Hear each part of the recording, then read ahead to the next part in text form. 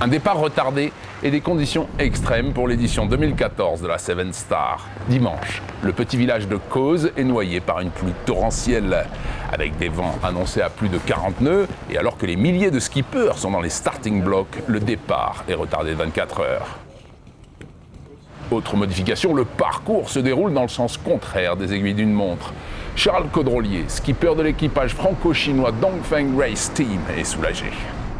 Pour être très honnête, on n'est pas déçu, on est plutôt même un peu content parce que la météo était très mauvaise et on a annoncé, pour moi il y avait plus de 50 nœuds de vent dans les rafales. Finalement, lancée sous un soleil typiquement anglais, la Seven Star part sur les chapeaux de roue lundi 11 août.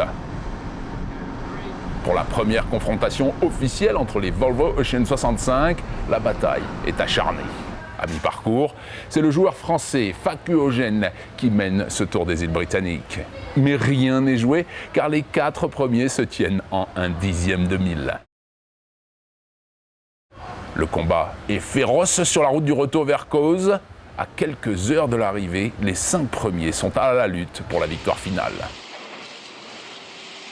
Le contournement de l'île de Wight est la dernière grosse difficulté de ce Tour des îles Britanniques. En plaçant son dernier virement à la perfection, Banzai 49 TPN remporte les honneurs de la ligne et la Seven Star 2014 devant 14 000 concurrents. Un boulot très bien fait.